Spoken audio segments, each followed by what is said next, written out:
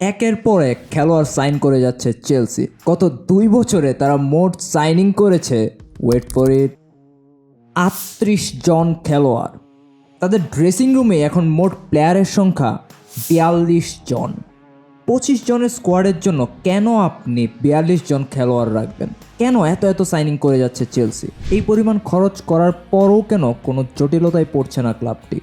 2022 সালে চেলসির মালিকানা পায় টড বয়েলের নেতৃত্বাধীন ক্লিয়ার লেক ক্যাপিটাল। যদিও এর 1 বছর আগেই চ্যাম্পিয়ন্স লিগ জিতেছে দলটি ইউরোপের স্ট্রংগেস্ট দলগুলোর একটি এবং স্ট্রংগেস্ট ম্যানেজারদের একজন অলরেডি তাদের মজুদে ছিল।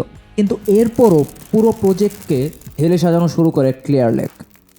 প্রথমে তারা অনেক ক্লুলেস সাইনিং করে।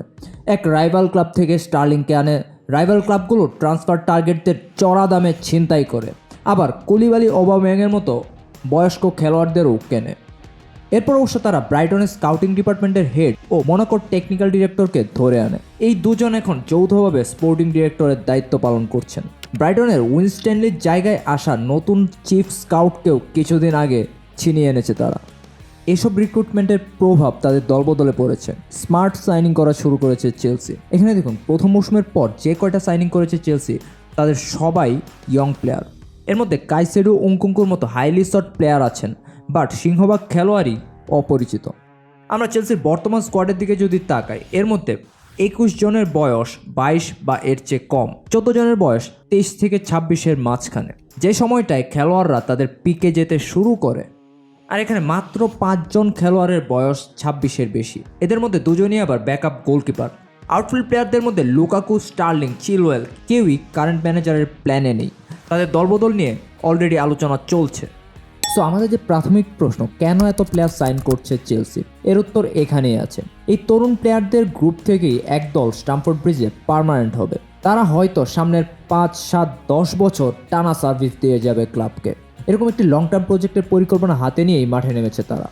আরেকটি কারণ, এইসব প্লেয়ারের রিসেল ভ্যালু কিন্তু অনেক। রিসেল ভ্যালু হচ্ছে ভবিষ্যতে কোনো অ্যাসেট বা প্লেয়ারের সম্ভাব্য বিক্রয় মূল্য। যেহেতু চেলসির অর্ধেকের বেশি প্লেয়ারের বয়স 22-এর কম এবং এদের সবাই ট্যালেন্টেড ফুটবলার, যার মানে সামনে এদের অনেকেই বিশ্বমানের ফুটবলার হয়ে উঠবে।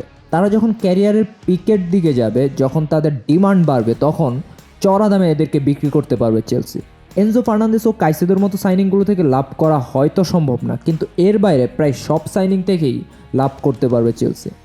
এছাড়া ক্লিয়ার লেক ইতোমধ্যে আরেকটি ক্লাবও কিনেছে ইউরোপে। ফরেস্ট ক্লাব স্ট্রসবার্গ দিয়ে চেলসি কেন্দ্রিক একটি মাল্টি ক্লাব মডেল তৈরি করতে চাইছে তারা। চেলসি থেকে বিতাড়িত বা চেলসির মূল দলের সুযোগ পাচ্ছে না এমন অনেক খেলোয়াড়কে স্ট্রসবার্গে বিক্রি বা লোনে পাঠাতে পারবে তারা। হ্যাঁ, এই পরিকল্পনা অবশ্যই ফুল প্রুফ না, এর ডাউনসাইডও আছে, যেগুলো ইতোমধ্যে ফেস করছে ক্লাবটি। যেমন দলে কোনো প্রপার লিডারশিপ নেই, অভিজ্ঞ সিনিয়র প্লেয়ার নেই। এক পজিশনে বেশি মানুষ থাকলে তা খেলোয়াড়দের মধ্যে কম্পিটিশন বাড়ায় ঠিক, কিন্তু আউট অফ ফেভার প্লেয়াররা দলে ইনস্টেবিলিটিও তৈরি করতে পারে। চেলসির এই পরিকল্পনা সুফল আনবে কিনা, আব্রামোভিচ মডেলের মতো শিরোপা এনে দিবে কিনা, সেটা সময়ই বলে দিবে। কিন্তু আপনার মনে নিশ্চয়ই একটা প্রশ্ন এখনও রয়ে গেছে, এত খরচ করে কিভাবে পার পেয়ে যাচ্ছে চেলসি? পিএসআর ভাঙার জন্য গত মৌসুমে 2টি ক্লাবের পয়েন্ট কাটা হয়েছে, চেলসি কেন কোনো স্যাংশন দেখছে না? এখানেও মূল ক্রেডিট চেলসির একটি স্মার্ট প্ল্যানিং, খেলোয়াড়দের অ্যামোর্টাইজেশন নিয়ে। একজন খেলোয়াড়ের ট্রান্সফার ফি বিভিন্ন কিস্তিতে দেওয়ার স্কিমকেই অ্যামোর্টাইজেশন বলে। চেলসি যেমন মুদ্রিককে কিনেছে 88 মিলিয়ন পাউন্ডে 8.5 বছরের কন্ট্রাক্টে। এই 88 মিলিয়ন পাউন্ড তারা পরিশোধ করবে 8.5 বছরে। প্রতি বছর খরচ দেখানো হবে 10 মিলিয়নের চেয়ে একটু বেশি। প্রায় সব সাইনিং এভাবেই করেছে তারা। বাট চেলসির এই চালাকি দেখে প্রিমিয়ার লিগ তাদের প্লেয়ার অ্যামোর্টাইজেশন আইনে পরিবর্তন এনেছে। এখন থেকে প্লেয়ার অ্যামোর্টাইজেশন সর্বোচ্চ 5 বছরে করা যাবে। অ্যামোর্টাইজেশন বা ক্লাবের এক্সপেন্স শুধু ট্রান্সফার ফির উপরই নির্ভরশীল না, এখানে খেলোয়াড়দের বেতনের হিসাবেও দেখা হয়।